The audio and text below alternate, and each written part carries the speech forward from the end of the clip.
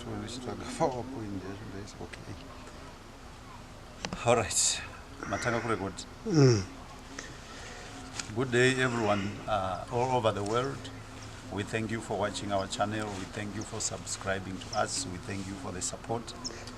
Today we are looking at biblical leadership. Of late, we have been talking about marriage and other things, but today we are looking into biblical leadership. Biblical leadership is a matter of concern to quite a lot of people and those who are in religious activities, especially on Christianity.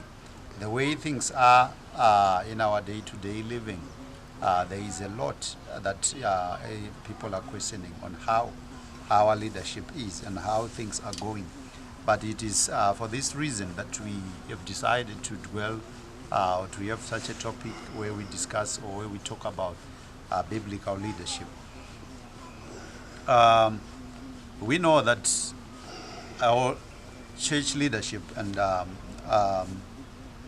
church leadership or biblical leadership is the leadership that is for the congregation or for the church. But where is it coming from, and where is it going?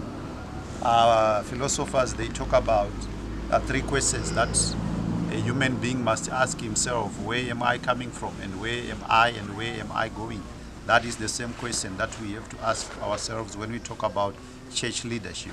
Where is it from, and where is it going? However, it is our belief, it is my belief that church leadership is a leadership from God, for God, and to God.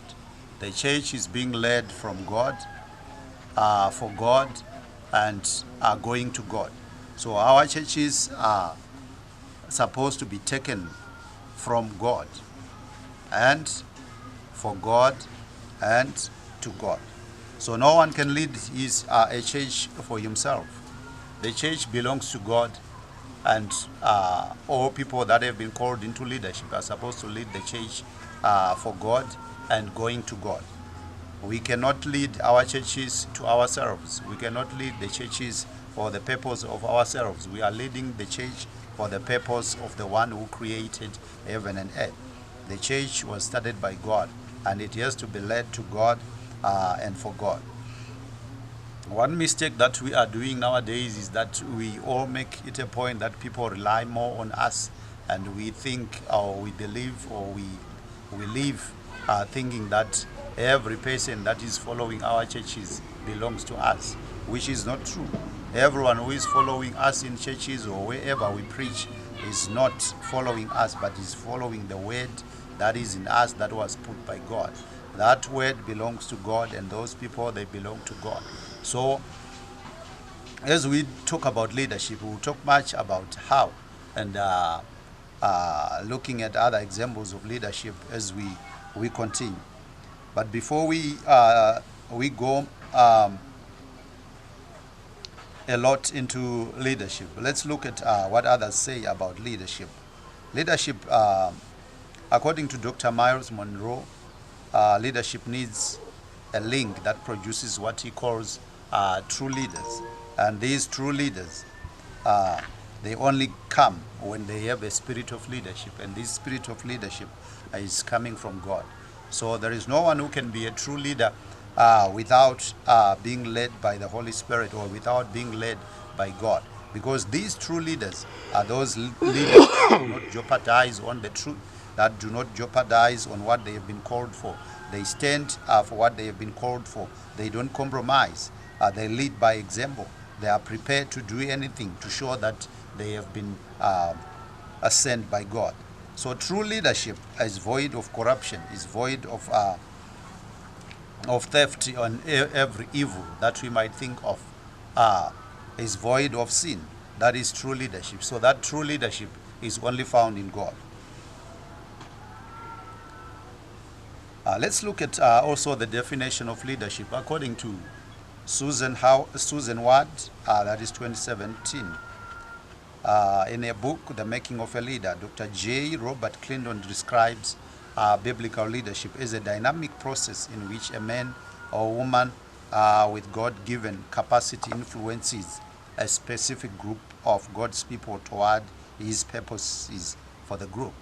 So this leader is influencing people, a group of people, or God's people towards God's leadership or God's purpose. So every leader is there to fulfill God's purpose or the will of God himself. We are all church leaders are not there to fulfill their own will. They are there to fulfill the will of God. That will of God, which was also said by Jesus, go ye therefore and make disciples in all nations and baptize them by the name of the Son, the Father, the Son, and the Holy Spirit. That is again the purpose of the leadership. So church leadership has got a mandate, has got a goal that they are supposed to achieve, that there is a goal that it's supposed to achieve. That goal is making sure that the will of God is fulfilled and the work of God is done in each and every person.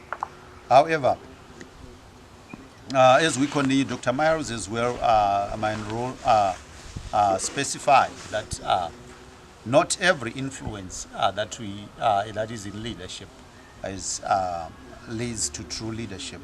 There is negative influence and positive influence in leadership, and this negative influence and manipulative influence cannot be counted as part of true leadership. So that negative influence, again, it's a way of showing that there is negative leadership, and that negative leadership doesn't show true leadership. Paul tries to address this when people in Corinth were saying some were saying we belong to Paul, and some were saying we belong to Apollos. That was a negative influence that was moving, and he says, and he rebuked that spirit of negative influence when he says, who is Paul and who is Apollo? We are just servants of the mighty God. So true leadership doesn't influence people negative, doesn't divide people. What it does is it unites people, it brings people together, it brings people for the cause, for the purpose of the gospel. So these negative influences, they end up dividing the church. And Paul again in Romans chapter 16, verse 17, where he says, mark those who cause divisions in the church. It's because of negative influence in leadership, where there are people who are dividing people because of for certain reasons. But true leadership is not there to divide people. It's there to remind people about going back to God and believing in God. You remember, even when the judges were raised for the purpose of bringing back people to God united, not to divide people. So true leadership is there to remind, true church leadership is there to remind, true church leadership is there to remind people about God, going back to God and living according to God. So if there is anything that is actually diverse from the true leadership, that is bringing back to God, that influence becomes a negative influence, because it will not be bringing people back to God, but it will be bringing people probably to personal doctrines and personal achievements.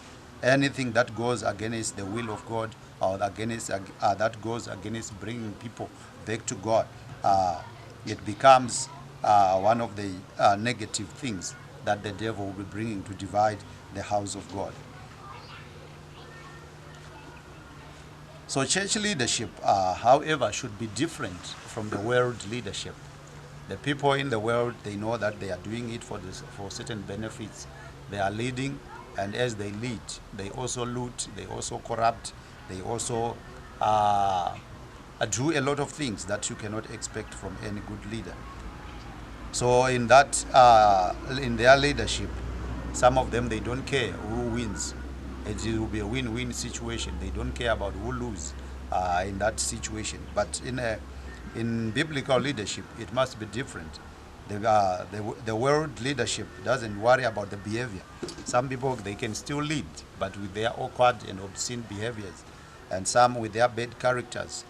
And However, the church leadership should be different in that way, in terms of behavior, character of individuals or of leaders, and conflict resolutions. Nowadays, we are experiencing churches fighting because they can't resolve their leadership, their challenges amicably. So you find that people, they fight each other, they do a lot of things, just like the world leaders, which is not expected in our churches. The churches must not be run in a way politicians do, because politicians, they do party politics, and when this party is supposed to, when a certain party it wants to win elections, they have a way of fighting another party. They have a way of telling lies to make sure that the other party loses. It's not like that in the church setup. Biblical leadership doesn't work like that. Doesn't work like the party politics, where people have to create lies for the sake of others to win and for the sake of others to lose. We are not in a losing or winning situation. We are there to work for God. So leadership in church is not the leadership that we see in the world. And when we bring that outside leadership into the church, it becomes a challenge, because we'll be moving away from God, who is the author and finisher of church leadership. But the moment we start listening to God and moving according to the way God wants, then we can be in a position to lead our churches. Again, leadership is not all about education, though people are educated and trained in leadership, but it's not all about that. People have relied more on the education in leadership for church, yet it's not all about education. It's also about God, where He wants us to do. So where He wants us to go, we have to listen to God, where He's taking us. You remember, Moses was educated in the Egyptian education, but he had to put aside everything that he learned so that he could listen to God. Even Paul was a learned man, but he had to put aside everything that he had learned so that he could listen to God. So it's not all about education, but it's about listening to the author and finisher of His church, where He wants to take us. So those who are led by the Spirit are the children of God. It's not about being led by the education. It's not about being led by how much we know, but it's all about God. We have read of men who were well educated, but were found in a lot of scandals.